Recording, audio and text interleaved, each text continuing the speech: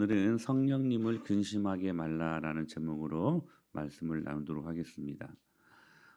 성령의 불이 임할 때 가장 두드러진 현상 가운데 하나가 바로 우리는 회개라고 말할 수 있을 것입니다.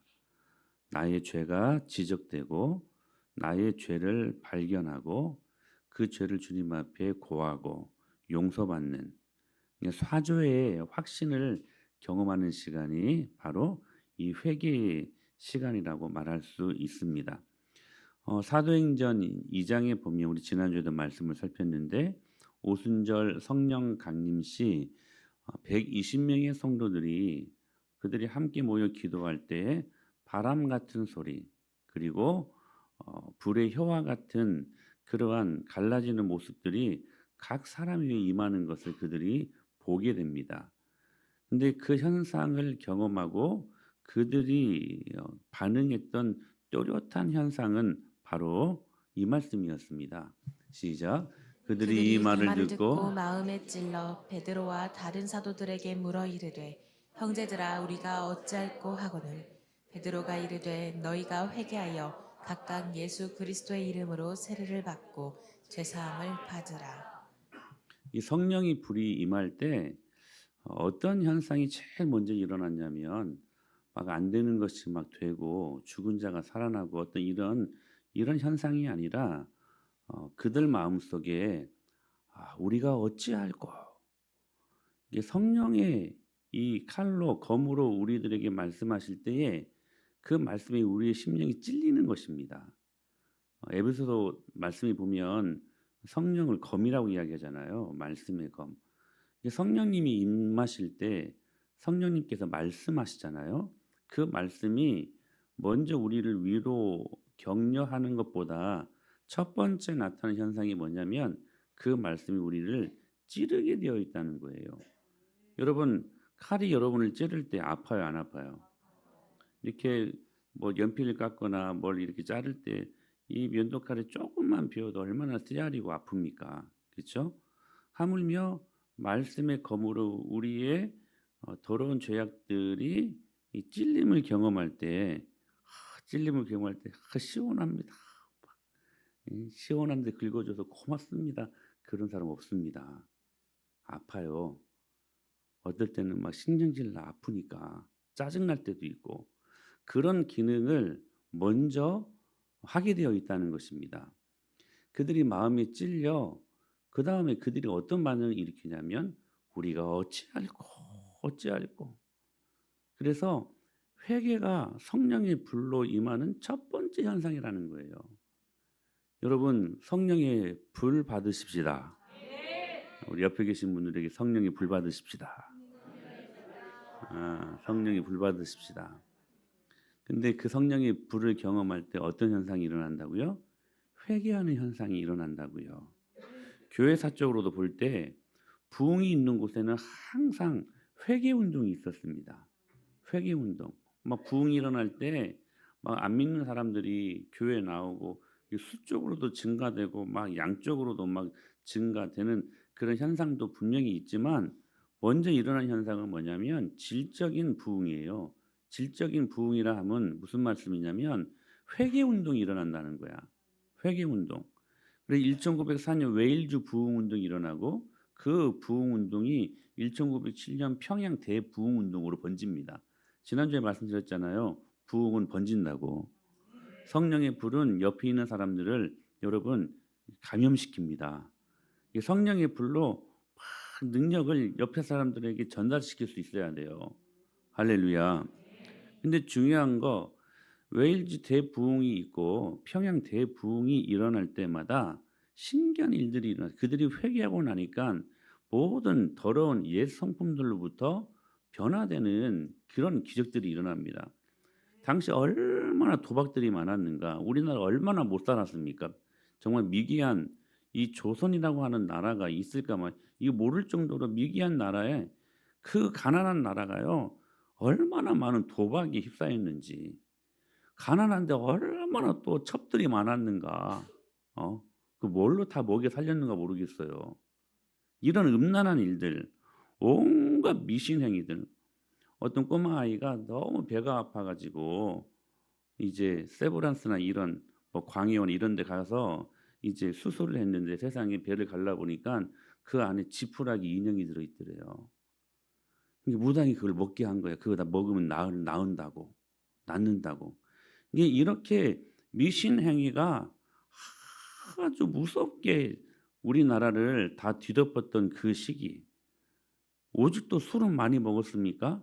그러니까 이 모든 더러운 일들이 그들이 성령의 불을 경험하고 그리고 회개 운동이 일어나자 평양에 여러분 이런 일들이 다 사라져 버렸대요. 여러분 기적 아닙니까?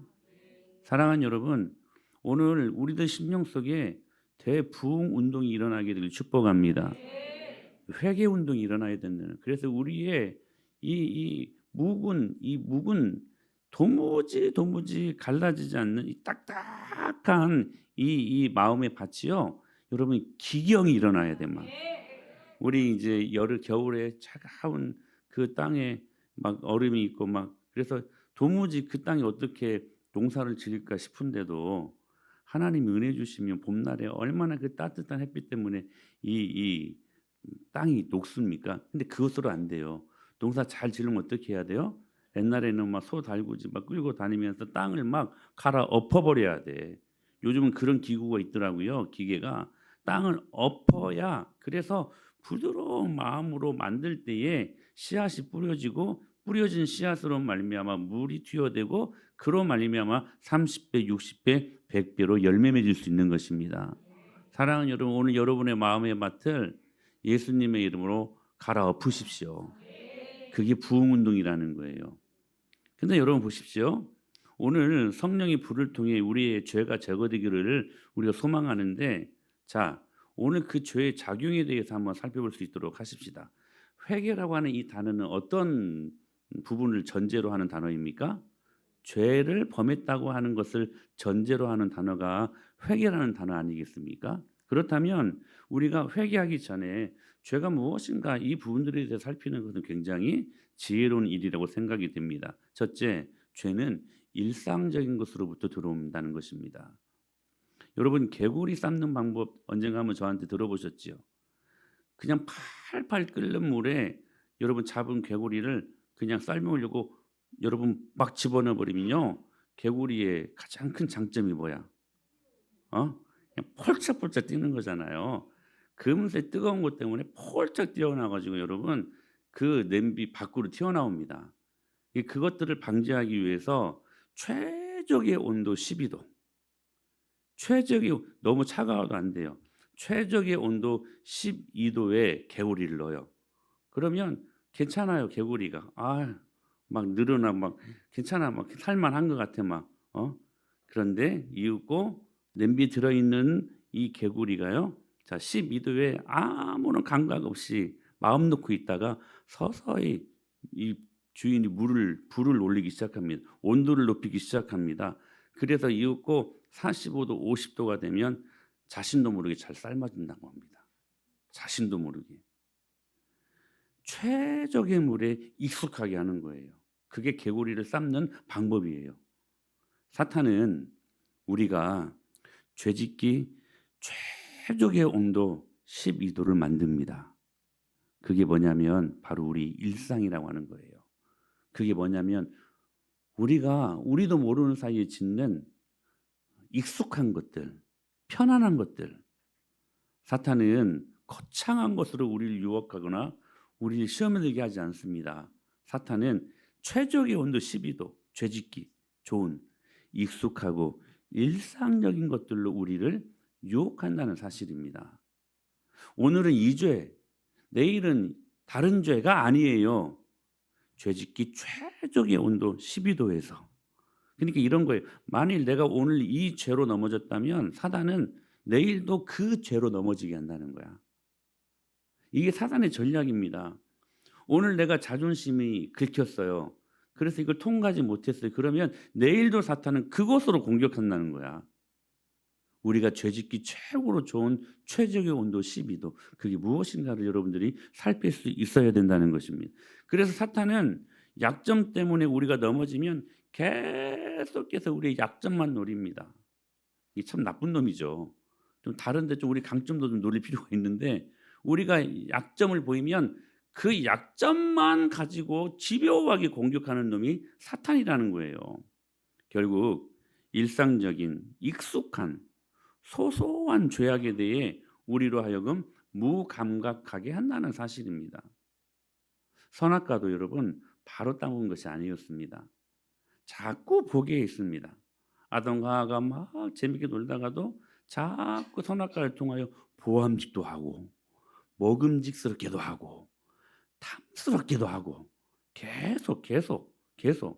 그래서 여러분 아주 익숙하게 해서 결국 죄를 짓게 만들었다는 사실입니다. 사랑하는 여러분, 우리는 예수님 믿을 때 구원받습니다. 우리 모두는 예수님 믿고 천국 가는 사람들임을 믿습니다. 구원받으면 너무 좋죠. 여러분 예수님을 영접할 그때 여러분 얼마나 좋으셨습니까? 여러분 그 감격과 그 기쁨이 있어야 돼요. 그 감격과 그 추억이 없는 사람들은 구원의 문제를 다시 한번 확인하셔야 돼. 교회 열심히 다녔는데 죽어서 눈 떠보면 지옥일 인생들 아마 많을 거요. 여러분 오늘 이 말씀을 심각하게 생각하셔야 돼요.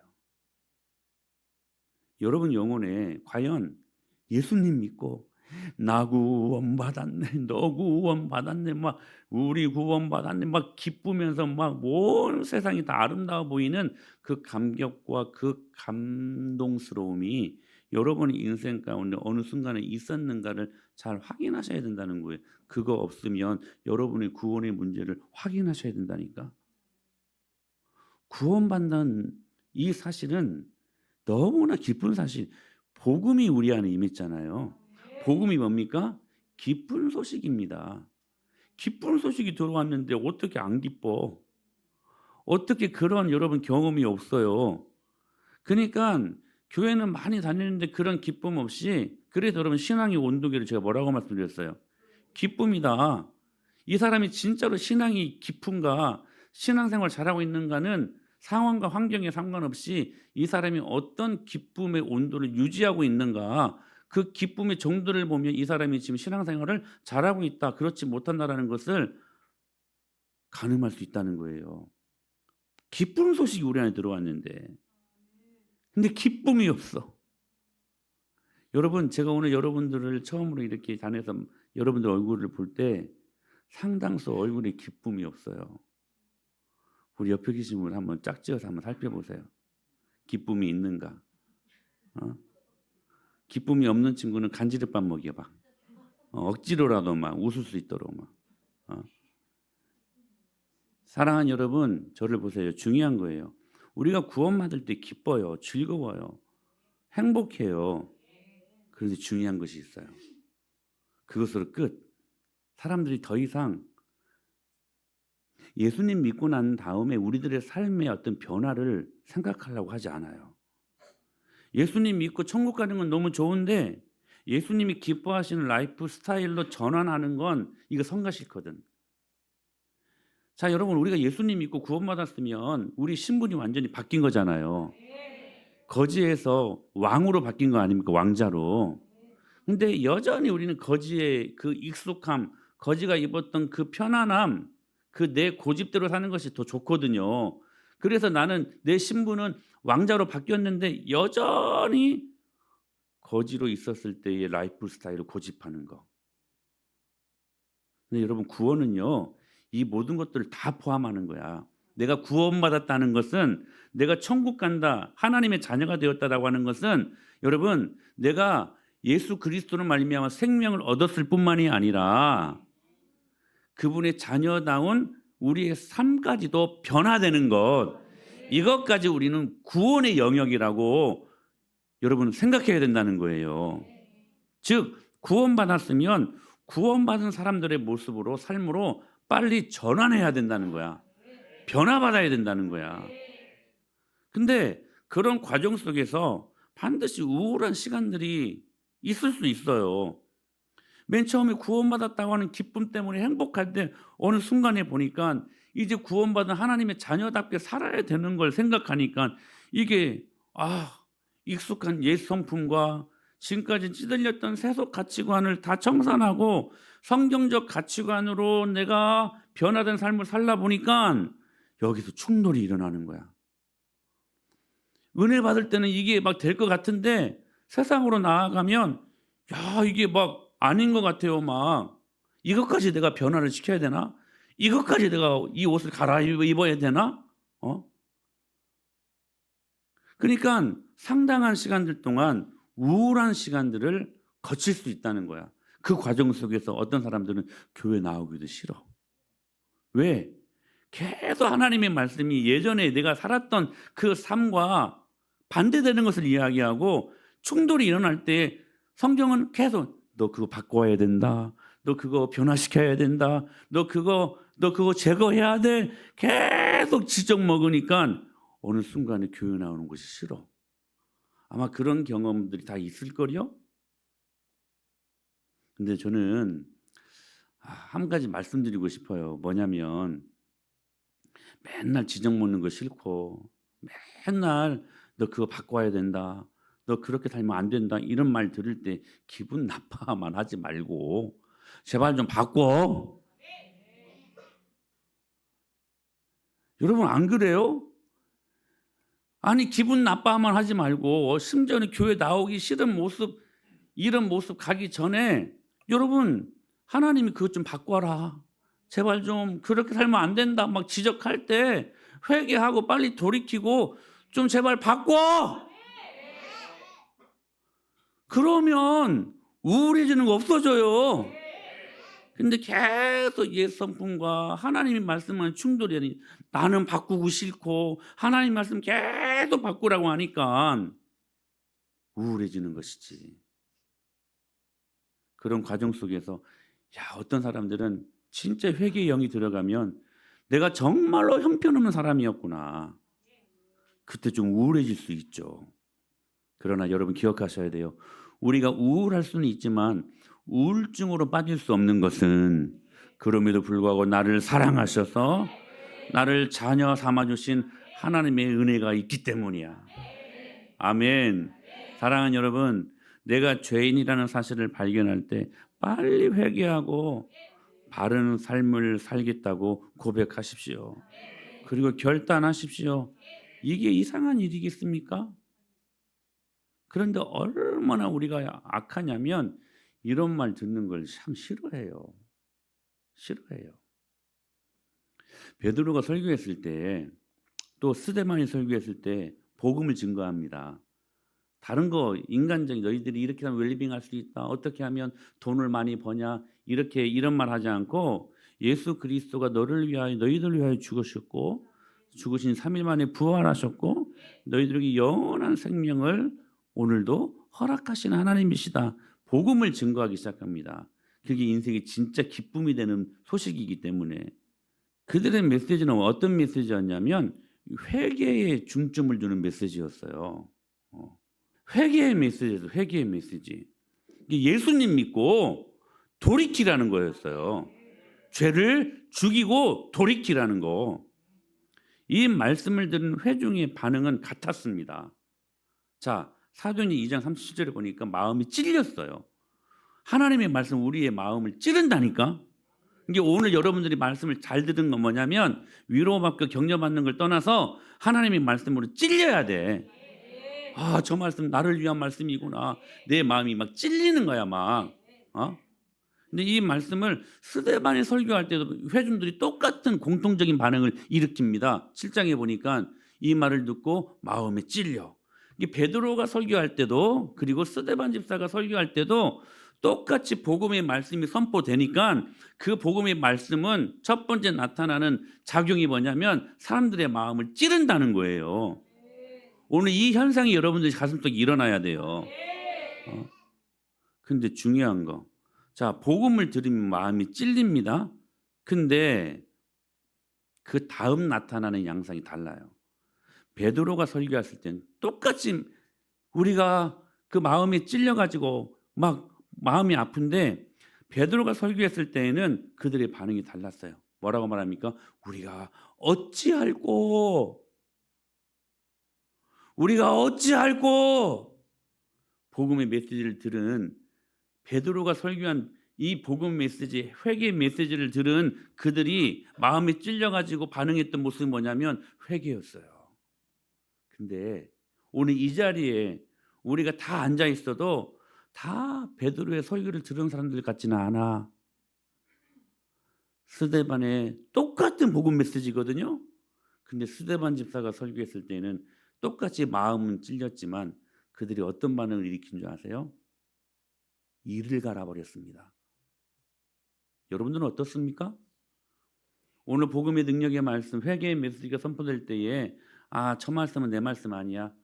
이를 가는 겁니다. 여러분 아시겠어요?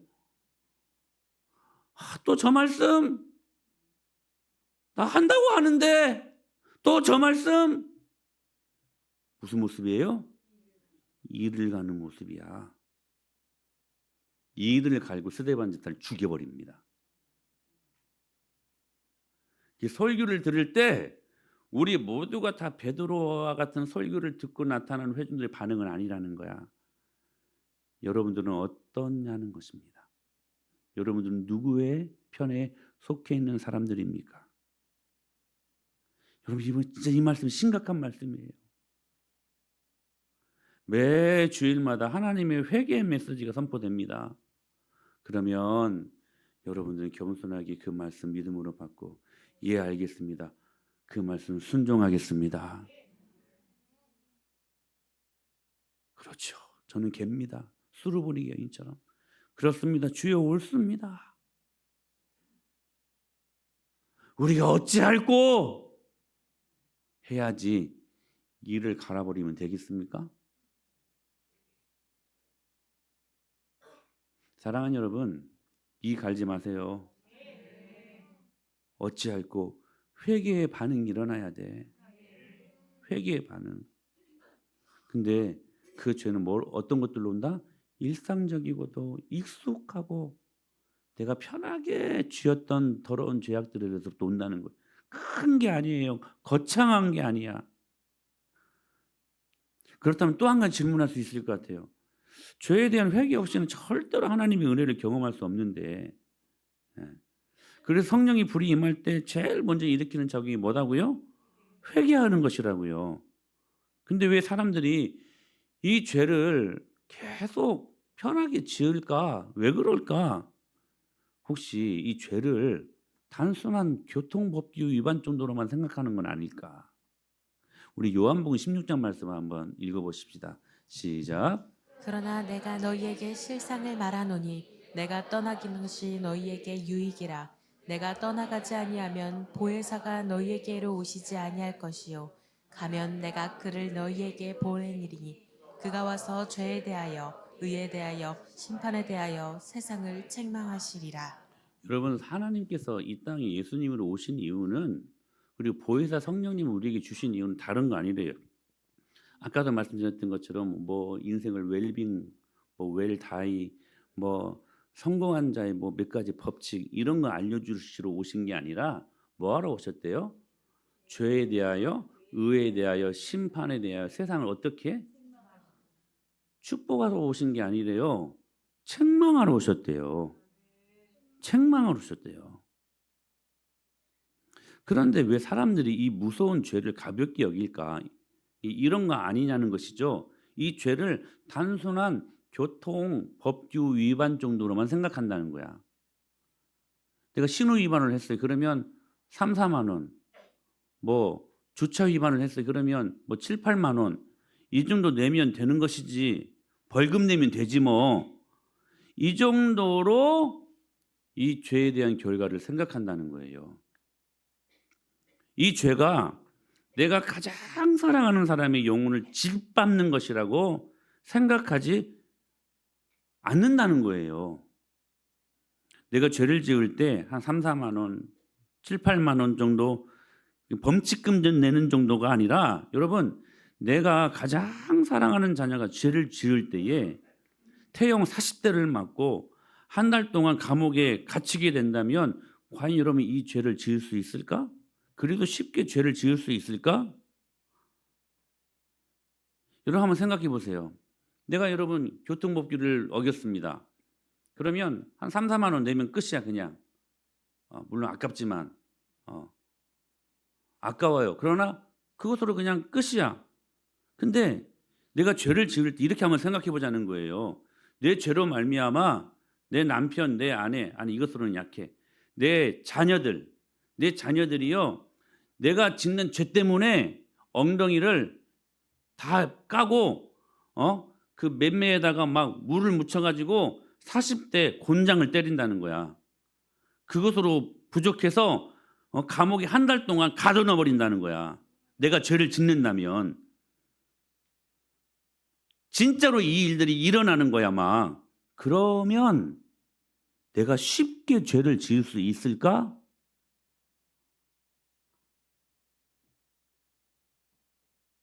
그러니까 우리가 약해서 힘이 없어서 죄를 짓는 것이 아니라 죄를 너무 가볍게 생각한다는 거예요. 너무 죄의 그 무게를 아무것도 아닌 것처럼 생각한다는 거야. 그냥 죄 지으면 좀 회개하고 범칙금 3, 4만 원 내면 되지 뭐. 근데 여러분 성경에서는 그렇게 말씀하지 않아요. 사단의 3대 전략 아시죠? 시작. 속이고 빼앗고 죽이고. 사단의 3대 전략이야. 그 마지막에는 뭐가 있어요? 죽음이 있어요. 사망이 있어요. 이게 사탄의 3대 전략이라고. 여러분 죄의 결과로 그 길었던 힘의 근원인 머리카락 다 밀리고 누구? 삼손. 두 눈은 다 뽑히고 블레셋 사람들에게 조롱거리가 되어 맷돌이나 도는 돌리는 신세로 전락했던 그 성경 뭐라고 말씀하십니까? 죄의 삭은 사망이라고 말씀하고 있습니다. 여러분 어떻습니까? 죄의 참담한 결과가 내 마음 안에 들어오게 된다면 과연 이 죄를 이전처럼 아무것도 아니게 가볍게 오늘 지었던 죄 내일도 또 짓고 또 짓고 또 짓고 죄를 반복해서 짓는 행위가 우리 안에 일어날 수 있을까? 여러분 은혜 받아야 됩니다. 말씀 시간에 은혜 받아야 돼요. 근데 하루 은혜 못 받아요.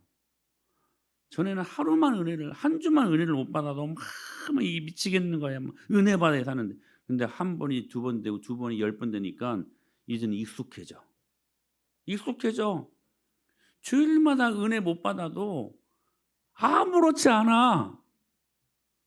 여러분 은혜 못 받으면 여러분 살 수 있습니까? 은혜 없으면 살 수 없는 게 저와 여러분들 아닙니까? 근데요. 은혜 없이도 살 수 있을 것처럼 그냥 범칙금 한 3, 4만 원 내면 되는 정도로 이 죄에 대해서 은혜 없어서 살 수 있는 것들은 아무렇지 않게 가볍게 여기는 우리들의 모습이 작용들이 일어날 수 있다는 거예요. 사랑하는 여러분, 오늘 끊으셔야 돼요. 여러분의 반복된 일상적인 익숙했던 순종이 안 됐던 근데 그 결과를 너무 참담하거든요. 이게 기억하셔야 된다니까.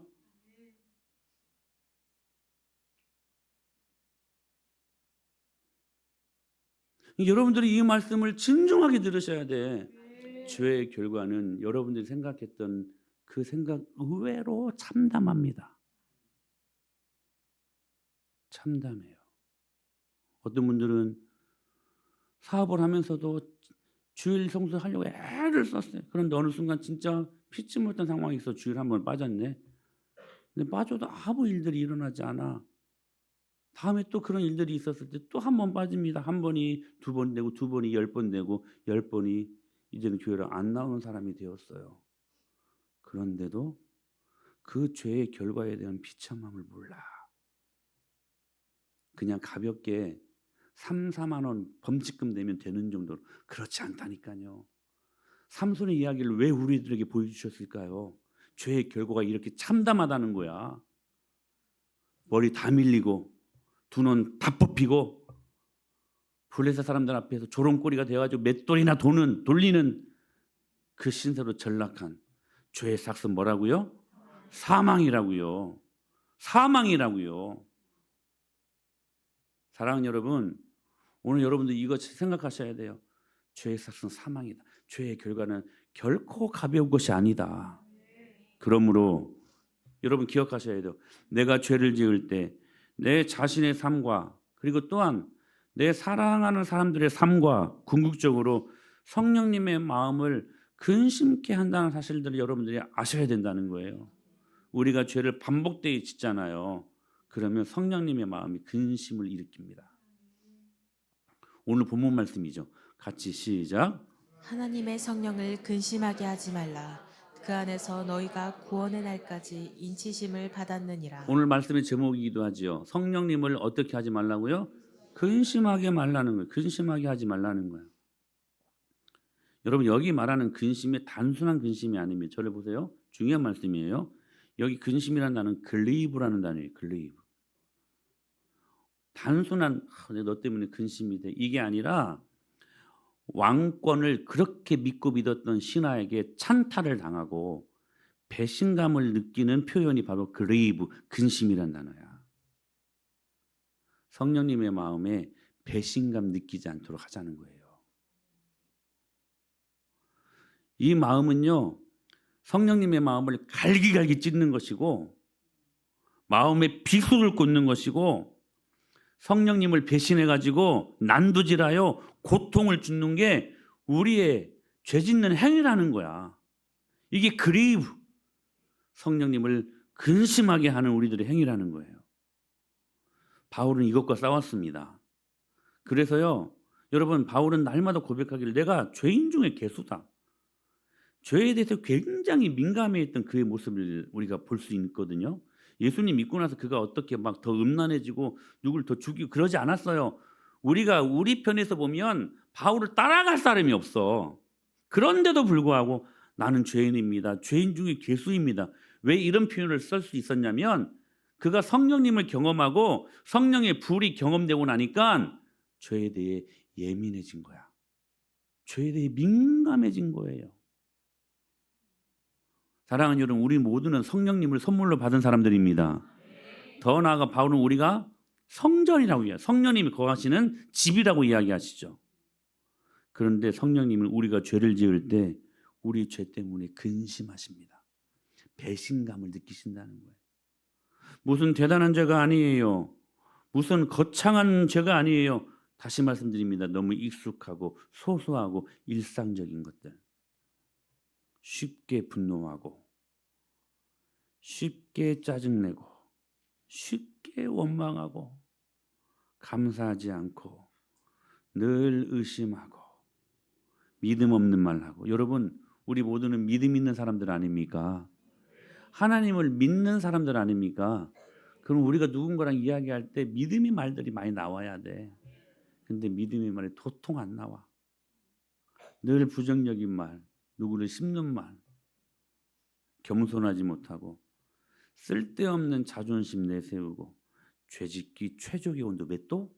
12도. 그러나 감사한 것은 이 소소한 것으로 마귀에게 틈을 줄 때 우리들 마음에 근심이 생깁니다. 아마 우리가 예수님을 믿기 때문에 우리가 지어서는 안 될 죄를 지을 때 내 마음속에 항상 불안함이 있고 근심이 있을 거거든요. 근데 그게 감사할 제목이라는 거야. 왜냐하면 오늘 본문 말씀 하나님의 성령을 근심하게 하지 말라 이 말씀이요. 자, 로마서 8장 26절에 보니까 여러분 성령이 오늘 또 말할 수 없는 탄식으로 우리를 위하여 친히 간구하시는 하나님의 은혜로 임하기 때문이라는 거예요. 여러분 죄를 짓고 근심하셔야 돼. 오늘 또 이 죄가 한 번 되고 10번 되고 100번 될 때 이젠 죄를 지어도 아무런 감각이 없는 마음은 성령님이 근심하는 마음이야. 탄식하는 마음이 아니야. 여러분 오늘 우리가 죄를 지을 때 주님이 말할 수 없는 탄식으로 우리들 마음을 두드리실 때에 여러분 기억하셔야 돼요. 빨리 회개하고 주님 앞에 돌아가십시다. 우리 안에 성령님의 근심이 느껴진다면 그게 감사할 제목이라는. 왜냐하면 성령님이 내 안에 뭐 하시다는 증거야? 계시다는 증거야. 살아계시다는 증거야.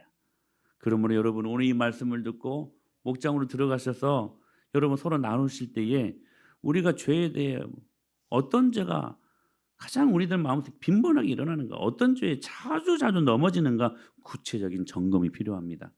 여러분 혼자만 알고 있지 말고 드러내십시오. 공동체에 그 죄를 고백할 때에 고백하는 것 그 자체가 하나님이 그 문제를 해결하시는 하나님의 도우심을 강구하는 우리들의 행위라는 사실들을 기억하셔야 돼요. 고백하셔야 돼요. 숨기지 마세요. 오픈하세요.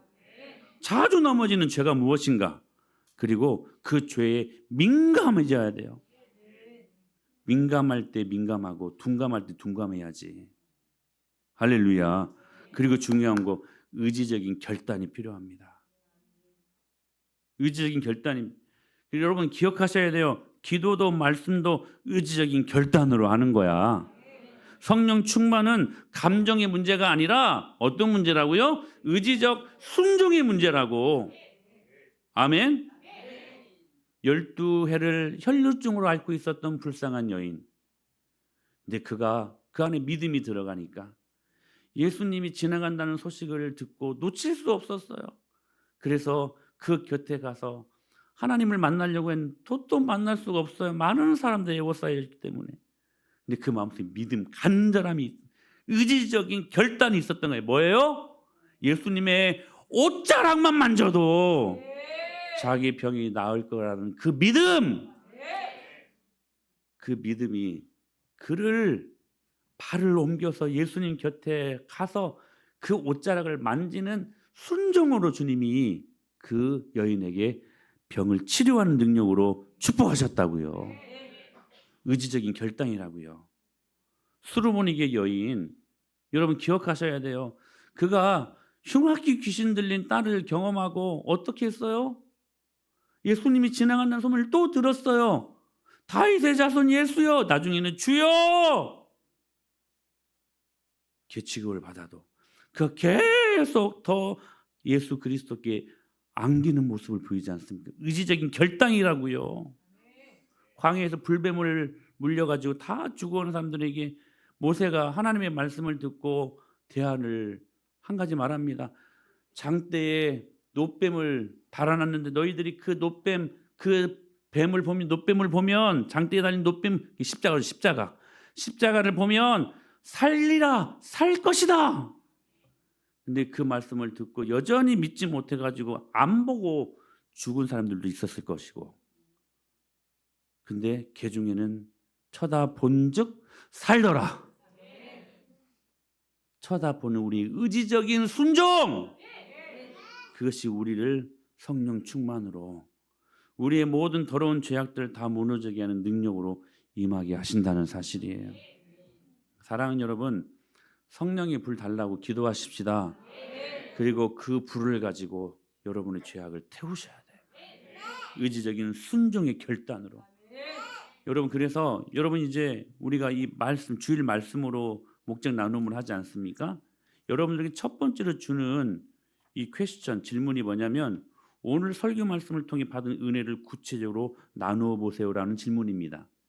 우리 순장님들은 이 질문을 바르게 해주셔야 되고 반드시 해주셔야 되고, 순원들은 이 말씀에 여러분들의 오늘 받은 설교의 말씀, 은혜를 여러분들은 입술로 고백할 수 있어야 돼요. 그 체크하십시오. 그래가지고 계속 반복되이 설교를 못 듣고 설교의 은혜를 나누지 못하는 사람들은 거기에서 돌이킬 수 있어야 돼. 돌이킬 수 있어야 돼. 내가 받은 은혜가 무엇인가?